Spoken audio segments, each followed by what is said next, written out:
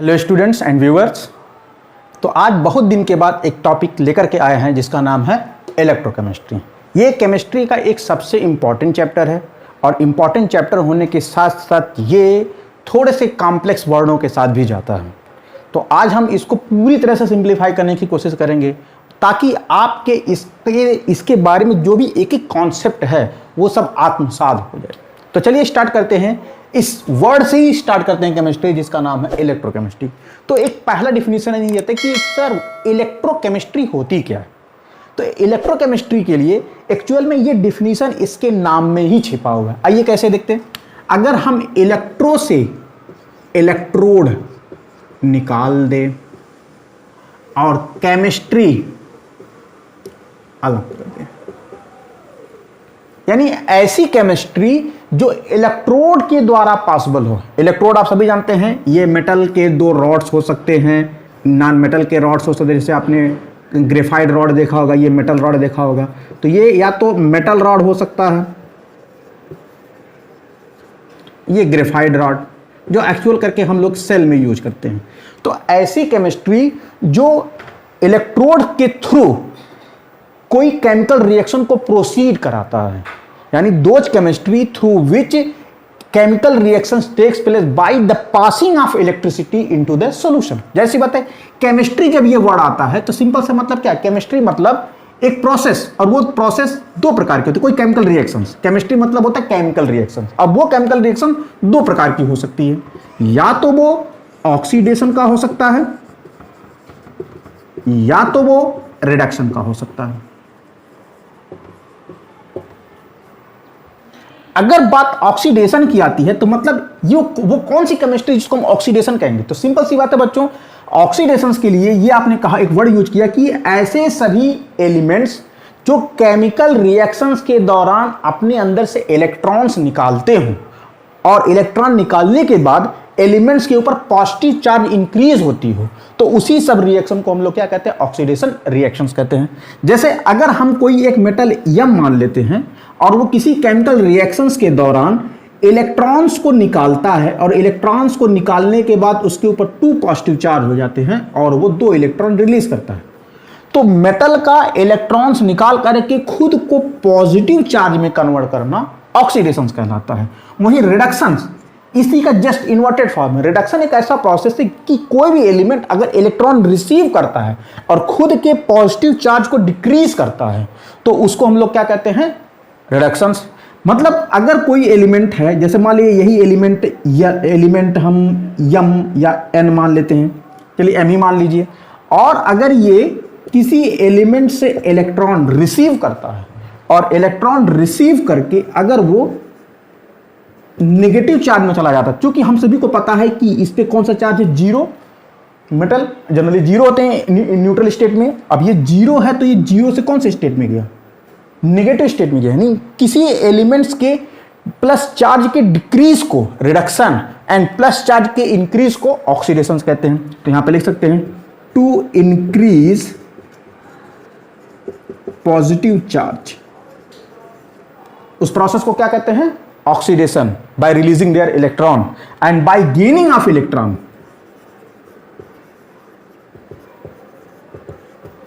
Decrease positive charge.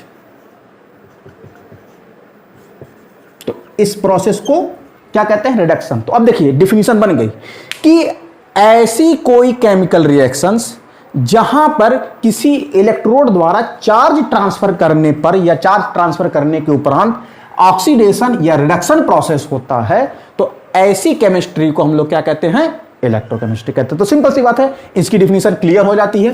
Clear definition यहां पे क्या लिखेंगे, जब किसी इलेक्ट्रोड को सॉल्यूशन में डाल करके इलेक्ट्रिसिटी ट्रांसफर करते हैं, अब या तो सॉल्यूशन से इलेक्ट्रिसिटी इलेक्ट्रोड की तरफ आती हो या इलेक्ट्रोड से सॉल्यूशन की तरफ जाती हो, और वो कौन सा केमिकल रिएक्शन, या तो उस सॉल्यूशन सेल के अंदर ऑक्सीडेशन या रिडक्शन प्रोसेस होता हो, तो इस केमिस्ट्री को हम लोग क्या कहते हैं, इलेक्ट्रोकेमिस्ट्री कहते हैं। स्टूडेंट, इसी से जुड़ा हुआ अगला वाकया है इलेक्ट्रोकेमिकल सेल। एक word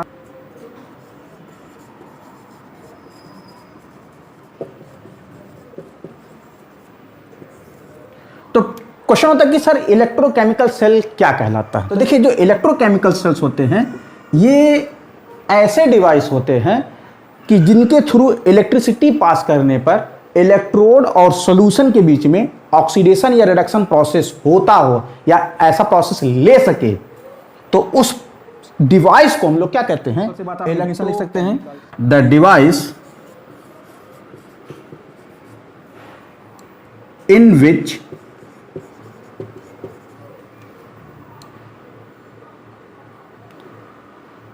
oxidation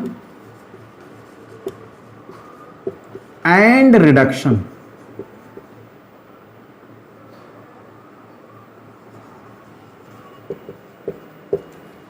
process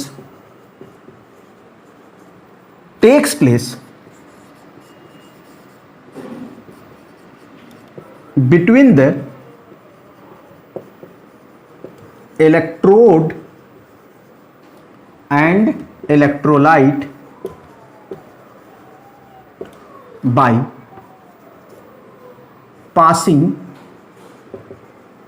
of electricity या passing of charge। चार्जेस के पास होने पर अगर इलेक्ट्रोड और इलेक्ट्रोलाइट के बीच में ऑक्सीडेशन या रिडक्शन प्रोसेस होता हो तो इस प्रोसेस को या ऐसे डिवाइस को हम लोग क्या कहते हैं, चार्जेस के पास होने पर अगर इलेक्ट्रोड और इलेक्ट्रोलाइट के बीच में ऑक्सीडेशन या रिडक्शन प्रोसेस होता हो तो इस प्रोसेस को या ऐसे डिवाइस को हम लोग क्या कहते हैं, इलेक्ट्रोकेमिकल सेल्स कहते हैं। हम लोग आ जाते हैं इलेक्ट्रोकेमिकल सेल्स पे। तो आप लोगों ने देखा होगा बच्चों, अपने घरों में इन्वर्टर की बैटरी देखी होगी या फिर आपने रिमोट के अंदर लगने वाला थोड़ा सा छोटा सा सेल देखा होगा, और यहाँ तक कि आपने मोबाइल के अंदर भी लगने वाली बैटरी भी देखी होगी। तो ये सभी जो बैटरीज जो होते हैं एक्चुअल में केमिकल बैटरीज होती हैं, यानी इनके अंदर किसी न किसी प्रकार के केमिकल्स भर दिए जाते हैं और उनके अंदर 2 इलेक्ट्रोड्स लगा दिया जाता है।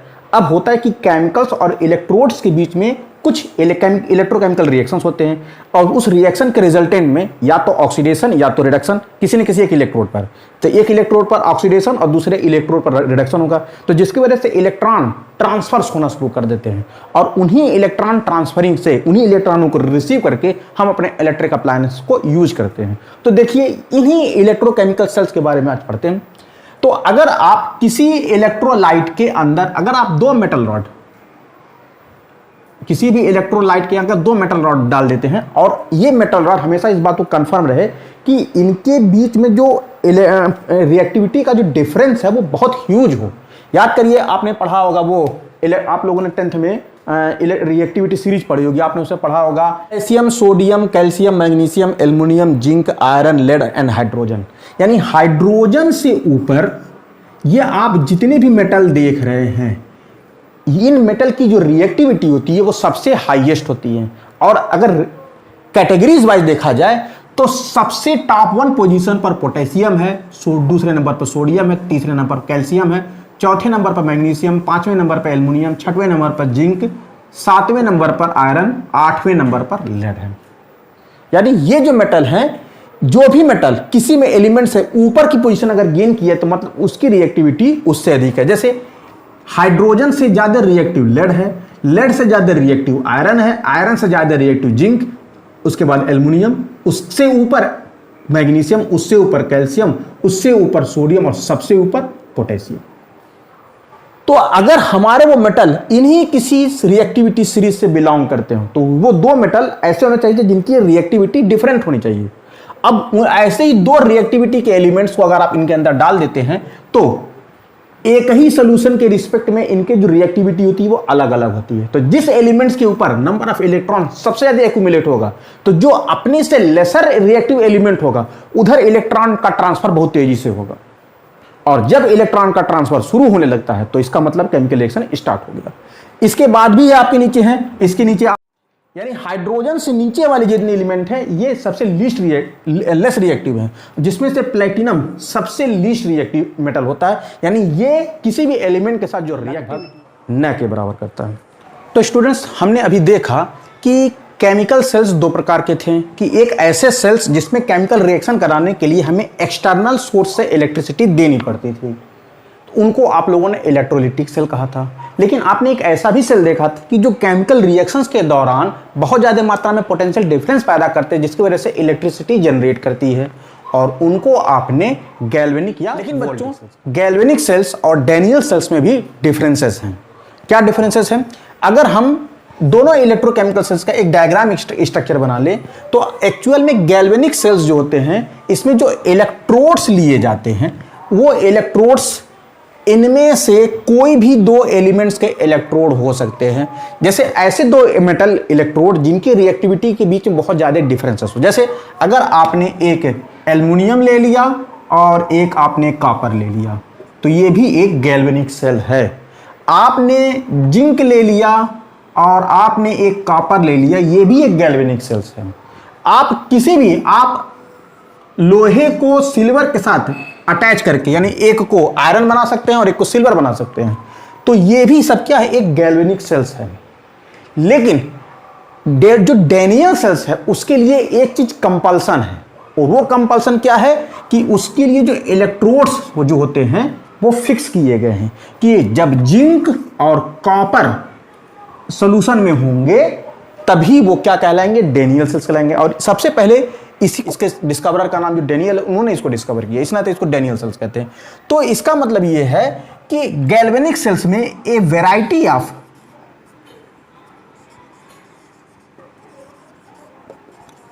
मेटल इलेक्ट्रोड्स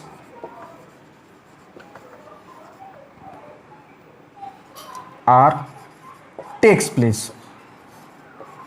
जबकि आप डैनियल सेल्स की बात करते हैं तो only zinc and copper metals are takes place. के मन में क्वेश्चन होगा कि सर आखिर ये रिएक्शन कैसे प्रोसीड कराते हैं, कैसे आखिर इनके अंदर इलेक्ट्रिसिटी जनरेट होती है? तो सिंपली बात ये है, अभी हमने थोड़ी देर के पहले नाम लिया था कि इनके अंदर कौन सा केमिकल प्रोसेस जनरेट होता है, ऑक्सीडेशन एंड रिडक्शन। तो देखिए बच्चों, अगर हम जिंक वाले इलेक्ट्रिक सेल की बात करें तो जिंक की खासियत होती है कि ये इलेक्ट्रॉन डोनेटिंग होते हैं। ये बहुत जो भी एलिमेंट हाइड्रोजन से ऊपर, इनके पास इलेक्ट्रॉन देने की टेंडेंसी सबसे ज़्यादा होती है।